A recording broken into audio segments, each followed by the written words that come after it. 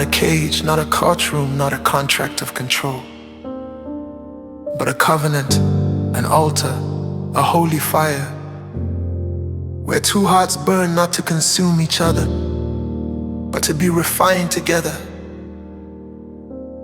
We were never called to use love as leverage or to weaponize silence like chains. The word says in Ephesians 5:21, submit to one another out of reverence for Christ, not out of fear, not out of tradition, but out of reverence. Mutual submission is not one-sided surrender. It's two spirits kneeling before the same God, learning to love God's way, not man's way. Yes, wives, submit to your husbands, but husbands, love your wives as Christ loved the church and gave himself up for her. That means dying to ego, dying to pride, dying to the need to always be right. Christ didn't dominate the church. He died for her. He washed her with the word. He healed her with gentleness. So husband, do you love her enough to listen? Do you love her enough to lead without fear? Do you love her enough to not break her just to feel strong? And to the wife, submission is not slavery. It is not the erasure of your voice. It is the yielding of your strength in divine order, not in human oppression. Look at Abigail, wife of Nabal. She was wise, bold, discerning. She didn't dishonor her husband, but she didn't let his foolishness ruin destiny. She covered him, yet she stood for truth. Or look at Priscilla, teaching beside Aquila, not silent, not shelved, but empowered for kingdom service. Marriage is not who wins the fight, it's how do we win together.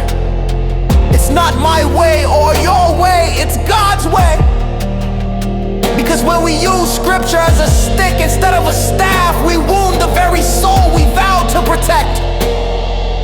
Marriage is not a prison. It is not a platform for performance or perfection. It is a sacred school of the Spirit, where God uses another human to chisel out your character, to mirror your weakness, to heal your hidden traumas. Genesis 2:24 says, the two shall become one flesh. Oneness is not to sameness, it's divine fusion of difference, not to erase identity, but to perfect unity. So before you judge your partner, ask, have I judged myself? Before you react in anger, ask, is my heart still tender to correction? Because a marriage without correction is lawless, and a marriage without love is lifeless. And hear this, when you curse your husband or wife out of anger, you are not operating in godliness, but partnering with the accuser. That is not spiritual strength. That is spiritual sabotage. Wives, did your mothers not teach you how to protect your marriage, how to love him, how to lock your home against the real enemies? Husbands, did your fathers not teach you that pride ruins kings, but humility builds legacies?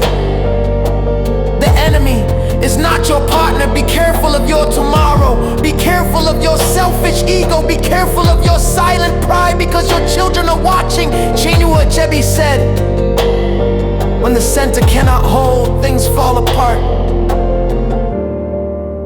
If Christ is not the center of your marriage, everything will fall apart. Slowly, silently, surely. But where Christ reigns, love revives, peace returns, homes are healed. My name is Tayo, your prophet and your friend. We are all guilty of this, in silence, in pride, in the way we hide. But grace still calls us home inside. God bless you all, and may your home become heaven's hall.